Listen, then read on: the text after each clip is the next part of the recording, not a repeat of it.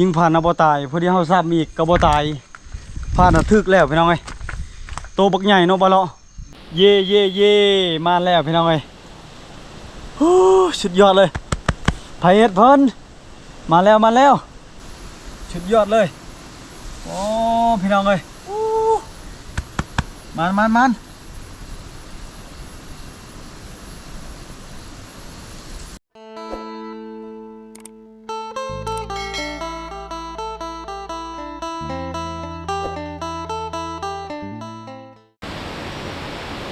สวัสดีพ่อแม่พี่น้อง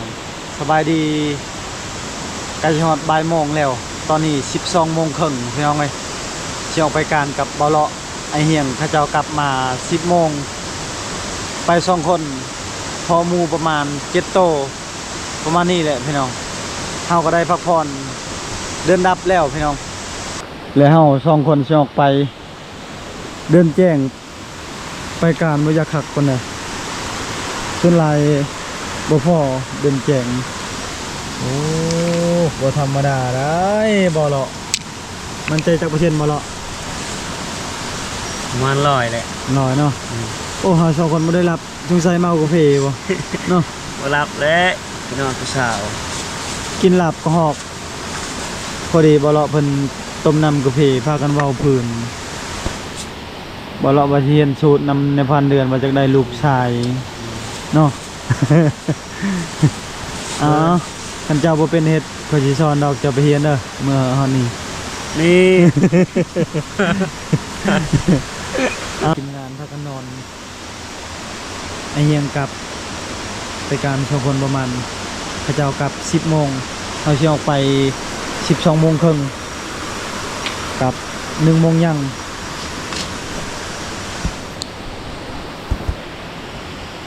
รอรุ่นนำกันพี่น้องเลยชิมานหรือประมาณแต่ว่าในพันเดือนนี่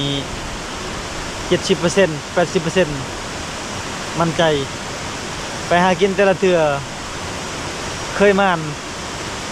แล้วก็เคยพอสัตว์ใหญ่ไปกับไอเคย2016 2017เคยได้ฟานได้มูได้กวางได้สัตว์ใหญ่นะว่าง่ายๆซะตอนนั้นสัตว์มันหลายเดี๋ยวนี้บ่อยากหลายปานใด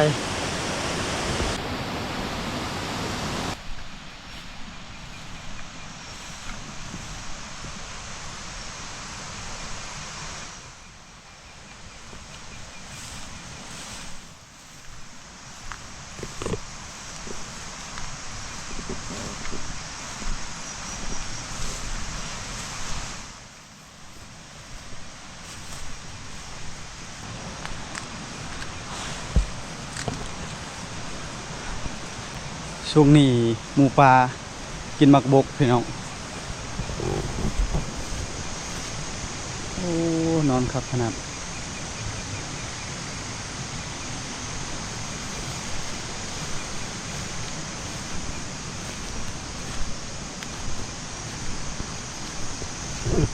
ย่างไปประมาณกิโลไปพาบอเลาะนั่งพักผ่อนก่อนบอลไอเฮียงเขาเจ้าบัทันได้ยิงหมูหอยยังไม่รีพี่น้องไงมันกินคล้ายๆกับมะกอนั่นแหละจีได้นะบอเลาะมันได้ถังกระเจียยังถักถักพอเกาไผ่ดูดูนะทุกคนถักยอมรับว่าลายเนาะบางคนโบกามาเลยยานถักคล้ายๆกับปิงพี่น้องไหมนำกันเด้อพี่น้องชิมานชัดหน่อยหรือว่าชัดใหญ่ให้ฮอดบ่าย 2ตอนนี้บ่าย 1พี่น้องบ่าย 2บ่าย 3สิออกไปต่อพักผ่อน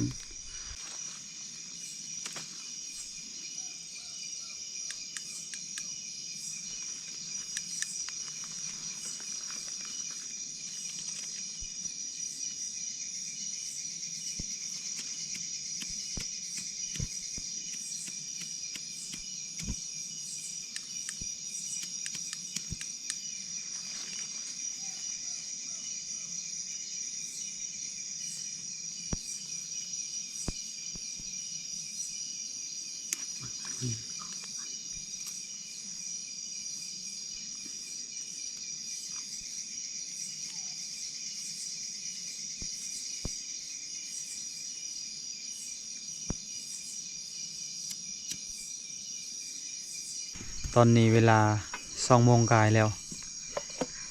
มื้อนี้สงสัยมาคาเฟ่นะบ่เลาะโดนบ่กินกาแฟบ่ได้นอนเลยได้2 คน2 โมงกาย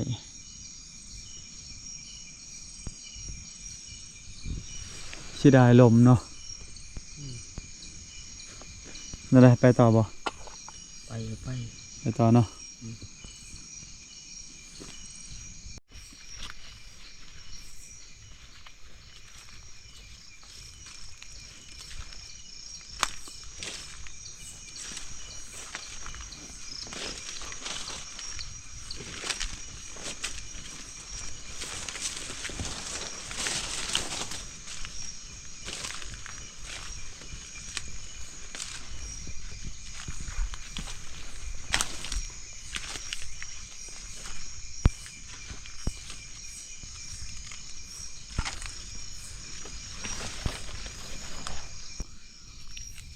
หอยหมูปลายังใหม่อยู่พี่น้องนี่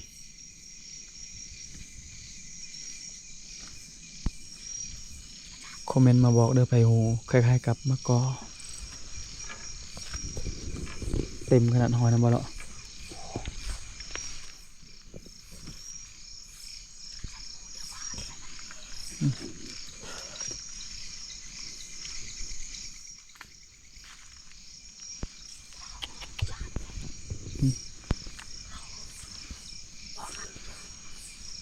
ก็ฮอบก็มากินตอนเช้ามื้อเนาะโอ้พี่น้อง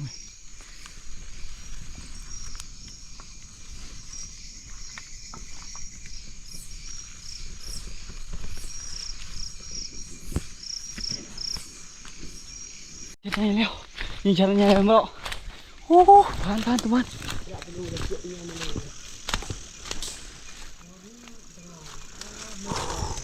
ลมเลยเนาะโอ้ผ่านดงข้างในนี่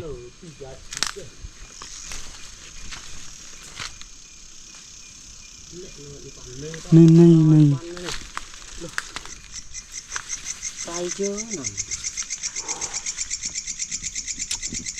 เงี้ยยิงผ่านแล้วพี่น้องเอ้ยบ่เลาะเพิ่นยิงก่อนส่วนเฮาไปก่อนบ่เลาะย่างตำหลังพอดีเรายิงผ่านเอาบ่ตายพอดีเฮาซ้ำอีกก็บ่ตายผ่านน่ะถึกแล้วพี่น้องเอ้ย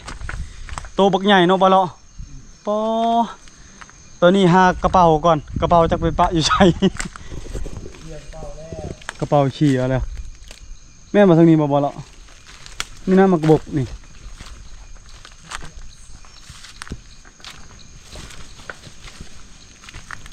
ฟานกินมากระบอกเสียดายพี่น้องเอ้ยผ่านตัวบักใหญ่กระเป๋าก็เสียผ่านก็บ่เห็น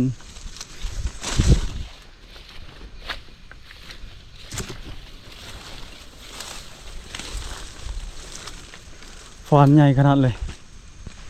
2 คนยิงก็บ่ตายเฮ้ยกระเป๋าก็บ่เห็นพี่น้องเอ้ย2 คนน่ะลัดบ่ทันลัดไปลัดมาเกือบจะได้ยิงลูก35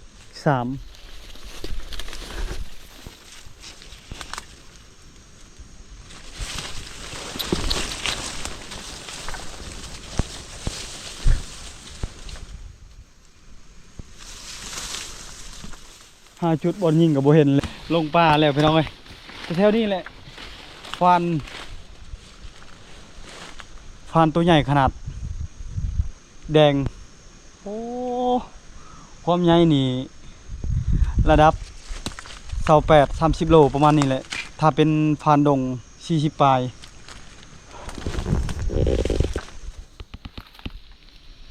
6พี่น้องยมว่า6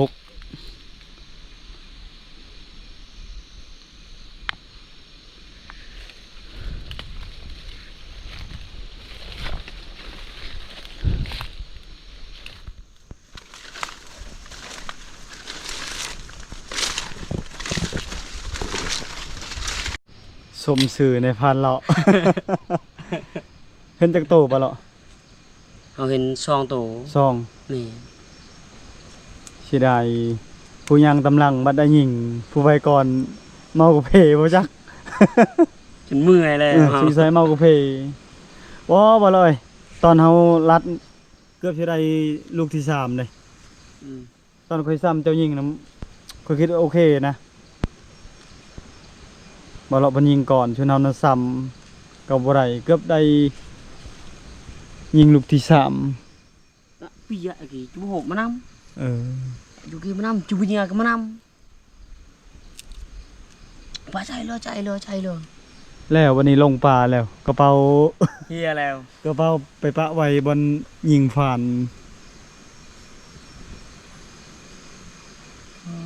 เอาลูกปืนเอาหยังยัดแล้วก็ยันบ่ทันนะยันผ่านมันไปสุดท้ายมันก็ไปคือเก่าบ่ทันได้ยิงให้แจ้งก่อนเนาะแจ้งแล้วก็ไปหาบอลยิงแล้วก็นำเลยผ่านระทึกแล้วยันไปตายบนอื่น chắc เจ้าเลือกยิงบนไหน hình ta mình á ยิงตาเลย ừ.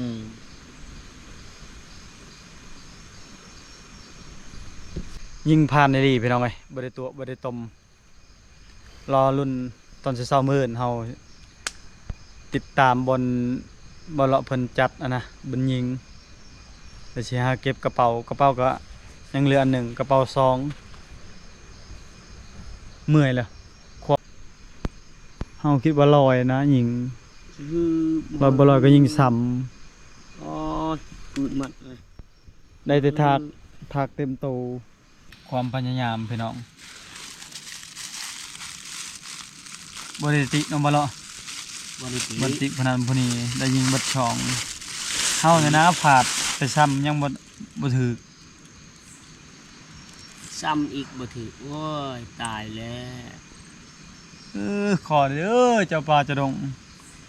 chỉ บ่ได้ตัวใหญ่ก็ได้ตัวน้อยซะสิได้เลยยังอีก2 ชั่วโมง4 โมงใกล้4พอดีงามพี่น้องเฮาว่าสินำลงป่าแล้วเกี่ยวไปเกี่ยวมาเกือบได้หามสิได้ยังบ่ตายบ่อื่นนะเก่งอลีบ่เลาะเพิ่นยิง lồng đang นอนนำเมียนะเก่ง đó dạ là dạ chùa เขาคิดบ่ลอยนะบ่ลอยพอจุดบอลบ่เลาะยิงแล้วนี่เพิ่นหักไว้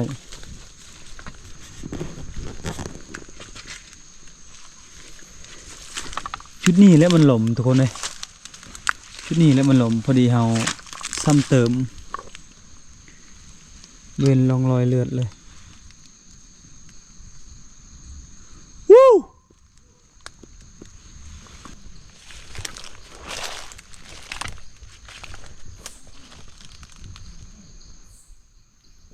นี่พี่น้องเอ้ย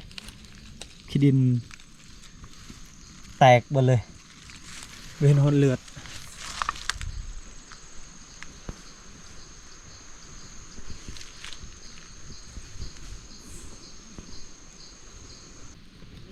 เต็มเลยทุกคนเลย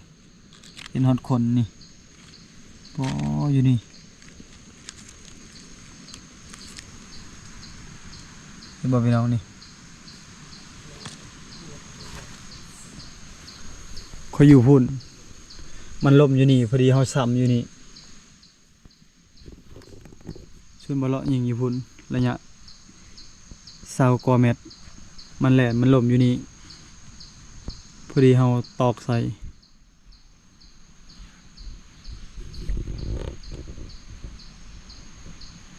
พอกระเป๋าแล้วเห็นกระเป๋าหากระเป๋าเป็นชั่วโมงเพื่อจะเห็น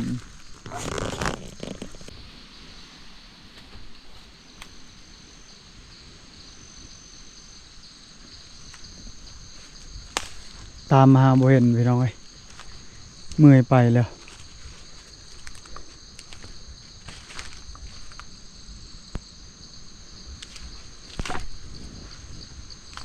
สิได้ฟันดงฟันใหญ่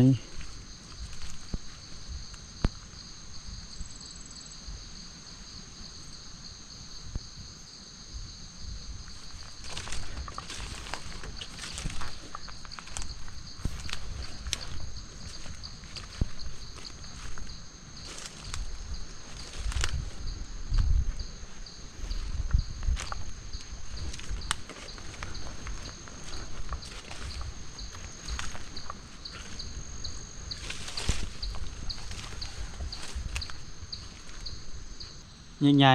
ๆรัดเช่าอีกพี่น้องเลยแล้วเฮาจังหน่อยเฮาหาต่อคือเก่านะบ่เลาะตอนนี้5 โมงกายแล้วสิเข้า6 โมงยิงกระหอกตอนเช้าๆอีกเอ้ยพี่น้องเอ้ยเสียดาย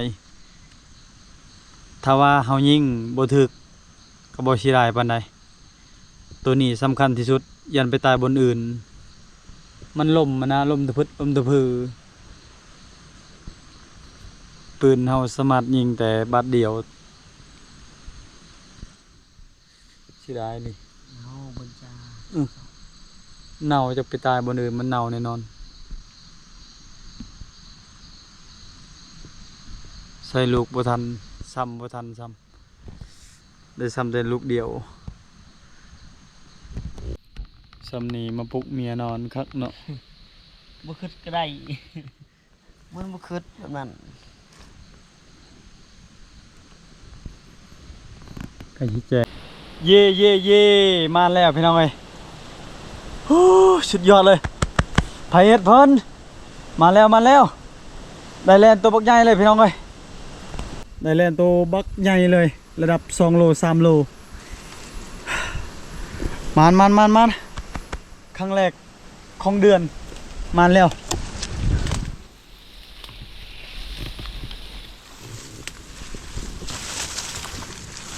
นี่ทุกคนเลยโอ้ขึ้นโบพันแล้วว่าสิได้แลนตัวใหญ่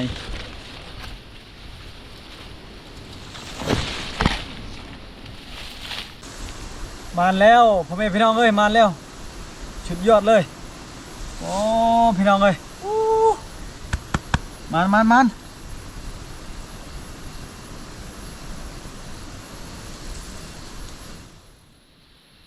โอ้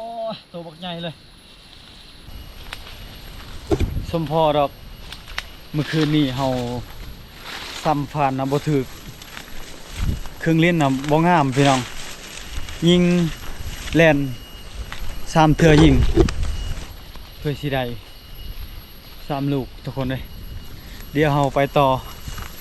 กลับมาจังหน่อยไปแวะเบิ่งบอลเลาะเพิ่นยิงฟานโตบักใหญ่เลยสิได้ทุกคนเอ้ยลมแห้งขนาดเลย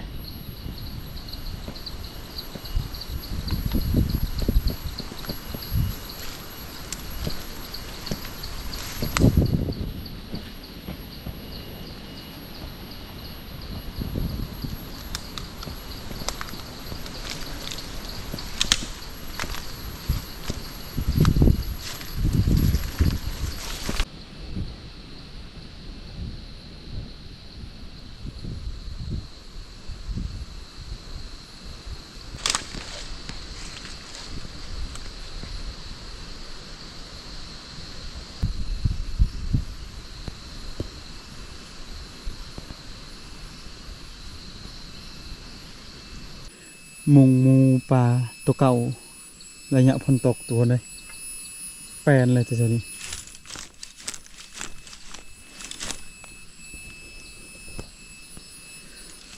ลมแรงขนาดบริพอของจากโตเลย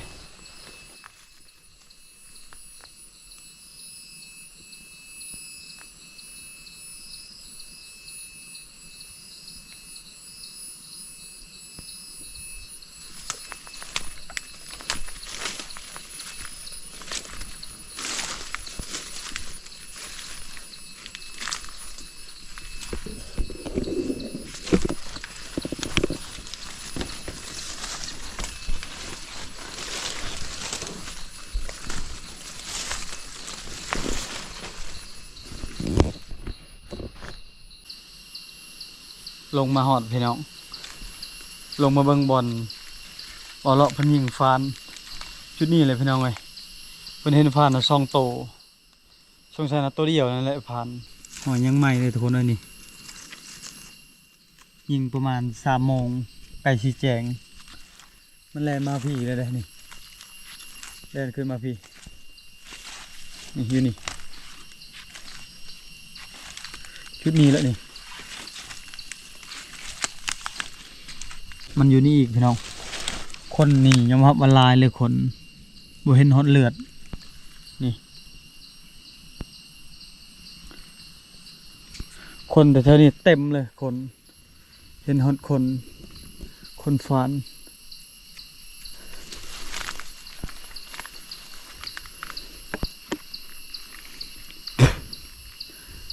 พอดีบ่เลาะเพิ่นอยู่พุ่นชุนในพันน่ะอยู่นี่พอดีเฮาซ้ำมันก็เล่นไปอยู่นี่อีกเดี๋ยวพี่น้องนี่เล่นไปอยู่พุ่นพอดียัดปืนบ่ทันแล้วพันได้ยินเสียงอยู่นั้นพอดีเฮาเข้าแล้วเห็นโตมันพี่น้องบ่ทันได้ยิงอีกมันไปไวขนาด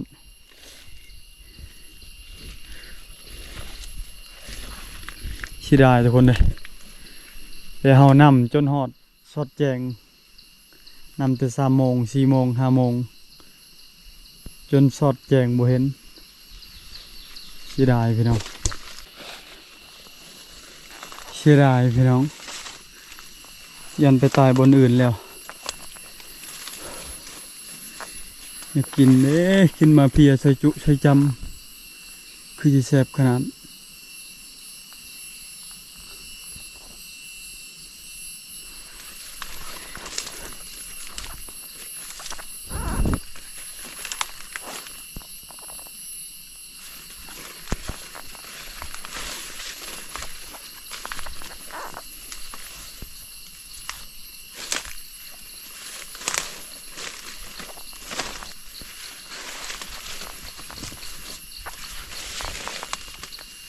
บ่เห็นฮอดเลือดก็บ่เห็นเลยเห็นแต่คนมันเต็ม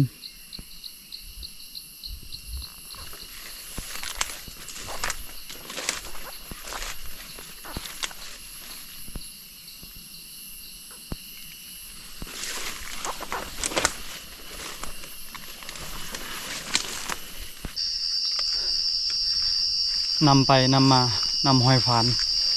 ชุดท้ายบ่เห็นพี่น้องเกี่ยวไปจนเมื่อยหอยผานมันหลายผ่านกินมากระบุกเลาะไปเลาะมา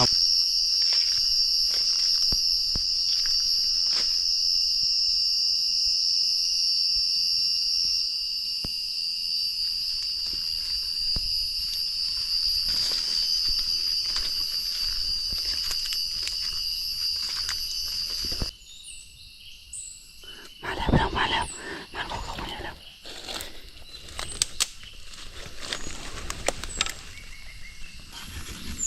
มันโคกแล้วมาแล้วพี่น้องเกือบบ่ทันได้ยิงค่อยต่อเอาเสียงก็หอกเอาเสียงลูกก็หอกหน่อยเอาโทรศัพท์มาต่อทุกคนมันเฉยมัน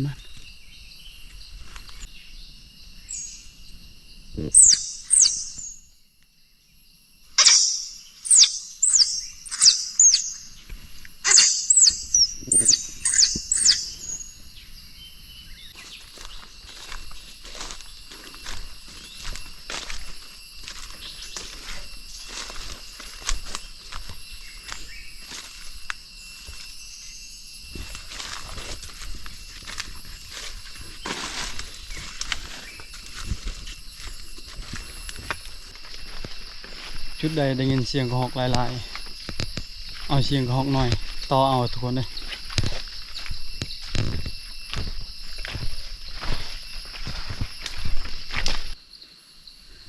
ลุงมาพิมพ์กระเจ้านอน4 คน5 คนประมาณนี้เขาเจ้าได้หมูปลาตัวบักใหญ่ประมาณ 7-8 มือตอนฝนตกเขาเจ้าใช้ชีวิตอยู่นี่3 คืนกับ4 วันประมาณนี้เลยได้ของมอได้หมูปลาช่วงนั้นฝนตกพี่น้องเขาเจ้าได้อาหารหลายเลย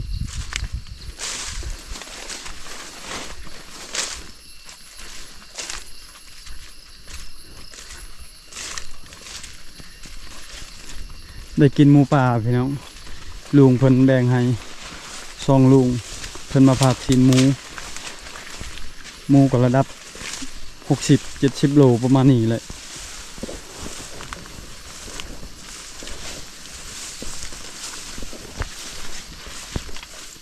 มันเป็นหนองใหญ่ ตะกี้ไปกับไอเคยหากิน4 คนได้กวางตัวหนึ่งอยู่นี่แหละคอยยิงคอยเป็นผู้ยิงก่อนอยู่พักเบื้องนั้นปี2016-17ประมาณนี้แหละโดนแล้วพี่น้องเอ้ยตะกี้หลายสัตว์แต่แถวนี้กินมากระบกเป็นหนองใหญ่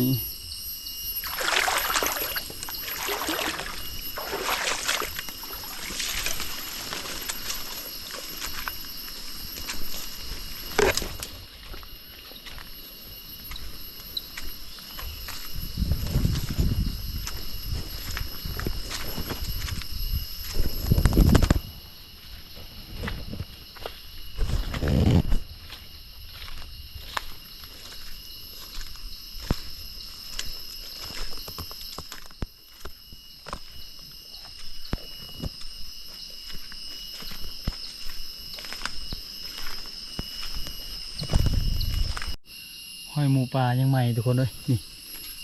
โอ้ดูระดับ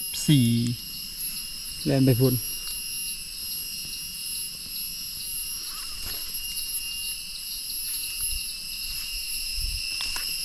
แล่นข้ามแล้วข้ามทาง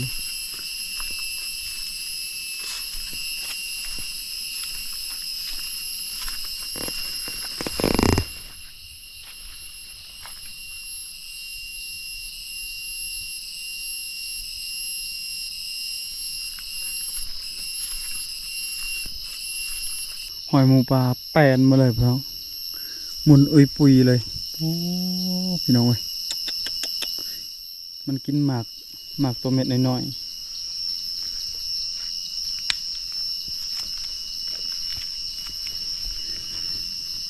นี่พี่น้องหมูป่ามากินขนาดเบิ่งนะเต็มเลย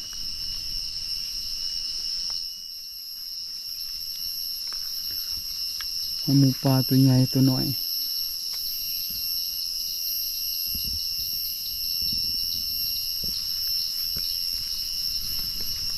ตัวนี้ใหญ่ตัวนี้ก็ใหญ่ตัวนี้ก็ใหญ่นี่เกี่ยวไปเกี่ยวมากินหมูป่ากินมากลงไปหาทีมงานไปน้องเลยเมื่อยออกไปการแต่เมื่อคืนเห็นหนู2-3 ตัวหนูไวแล้วก็พ่อสัตว์ใหญ่เนี่ยเกือบได้ซอยจุ ประมาณทุกคนเอ้ยแบบนี้แหละขนาดได้ยิงยังบ่ทันได้มานอยู่บ่ทีมงานผ่านเดือนชงชัยได้ก็ฮอกน้อยนั่นแล้วมาแต่ละเถื่อยังคงมันเงาเจ้าในใจอ้าย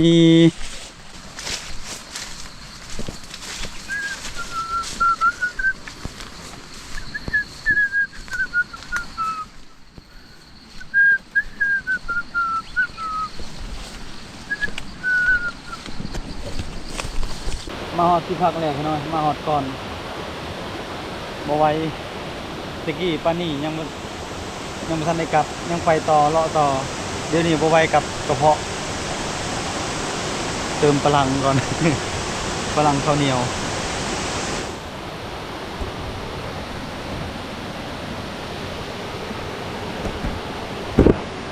นี่แหละอาหารพี่น้องเอ้ยอาหารเช้าโอ้ดูน่ะ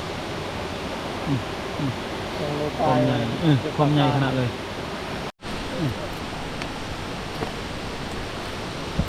ดังไฟให้เป็นทานก่อนดังไฟทาทีมงานยันทีมงานได้มูได้ฟาน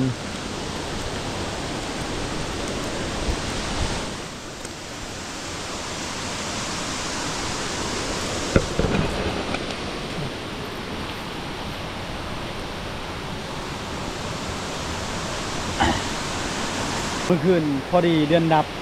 ออกไปการกับบอลเลาะช็อตแจ้งเลยพี่น้อยบ่ได้รับบ่ได้นอนชุดไทยพอชัดใหญ่ได้ยิงก็บ่ได้คือเก่า ก็สำหรับคลิปนี้บ่มีหยังมาพักมาตอนก่อนอื่นหมดขอบใจทุกคนที่ติดตามและเป็นกำลังใจด้วยมาตลอดคอยสุขภาพแข็งแรงอันนี้มันคนยืนหาเงินนะครับก็ได้หลายกว่าเก่าไปพบกันวิดีโอหน้าบาย